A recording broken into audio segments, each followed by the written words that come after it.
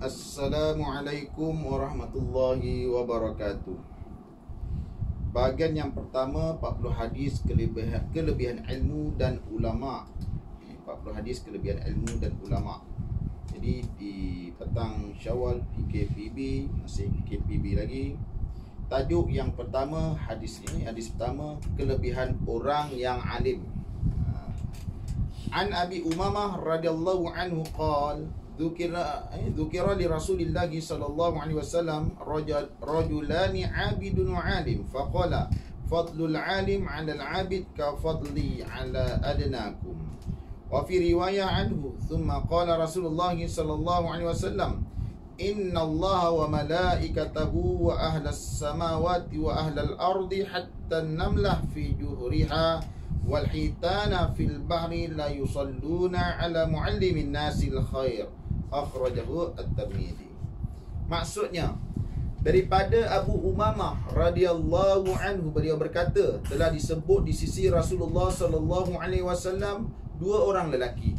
Pertama, orang yang abid, yakni ahli ibadah, dan kedua, orang yang alim. Maka Rasulullah sallallahu alaihi wasallam bersabda, kelebihan orang yang alim atas orang yang abid seperti kelebihanku atas yang paling rendah daripada kamu. Tu hierarki, orang yang alim tu atas, ahli abid yang tak alim tu bawah. Jadi orang alim abid ni dua-dua bagus. Tapi orang alim, orang abid yang alim dan orang alim yang abid, tu lagilah bagus.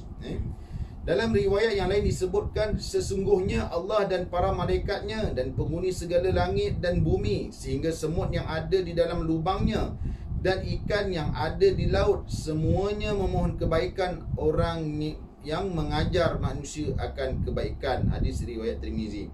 Orang ajar orang buat baik ni, haiwan-haiwan serangga semua doakan kebaikannya. Nak tak didoakan baik oleh orang lain dan juga makhluk-makhluk lain? Nak tak? Nak. Kalau gitu kena pandai cepat. Darjah 1 pun tak habis ni, COVID-19. Sangat tinggi martabat orang yang alim itu apabila dibandingkan dengan martabat orang abid yang tidak alim. Sehinggakan Rasulullah sallallahu alaihi wasallam membandingkannya dengan martabat baginda sendiri dengan martabat sahabat yang paling bawah. Dari sudut lain pula, orang yang alim itu dikenali dan dicintai semua lapisan penduduk langit dan bumi. Bukan penduduk bumi je. Kadang-kadang orang penduduk bumi cemoh tengok orang ni, orang alim ni, tapi tidak bagi penduduk langit. Mungkin sebab orang cemoh tengok muka dia tak handsome, ataupun dia bercakap tak betul. Contohlah. Tapi dia ikhlas. Maka penduduk langit dan bumi yang lain, kalau tak manusia, haiwan lah, sayang dan cinta pada dia. Bayangkan bagaimana Allah Ta'ala, para malaikat dan seluruh penghuni 7 lapisan langit, begitu juga segenap penduduk bumi, manusia, jin, binatang, sehingga semut-semut yang ada di dalam lubangnya, serta ikan-ikan yang ada di lautan. Kalau tu ikan berapa banyak?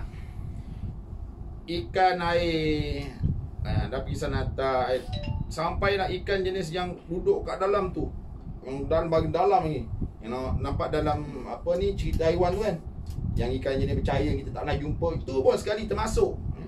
Semua itu mencintainya dan mendoakan supaya orang yang alim tadi sentiasa mendapat kebaikan dan segenap kelakuannya. Jadi nak jadi alim macam mana? Belajarlah, menuntut ilmu. Kalau main game je dapat tak jadi alim? Alim dalam bidang-bidangnya yang utama, yang disebutkan di sini. Kalau ulama lain kata dalam urusan agamanya. Walaupun yang lain-lain pun masuk jugalah. Dia tahu dalam bab geografi, dia tahu dalam bab matematik, untuk urusan agamanya juga. Bukan untuk benda jahat. Dan apatah lagi dalam urusan agamanya di sudut akidahnya, ibadatnya. Dia kena tahulah, walaupun dia tak sekolah Arab, tetapi dia belajar juga nak jadi tahu berkenaan dengan ibadatnya, Tuhannya, nabinya, gitu.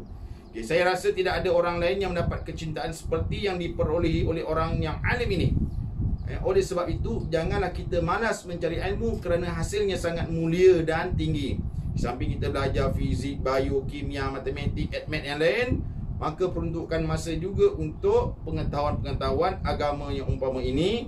Paling tidak kita boleh beramal dengannya, dan juga kita boleh menerangkan kepada yang lain, walaupun tidak semua ambil yang fardu ain. Mungkin yang fardu kifayah serahkan kepada yang ahlinya. Wallahu a'lam bissawab.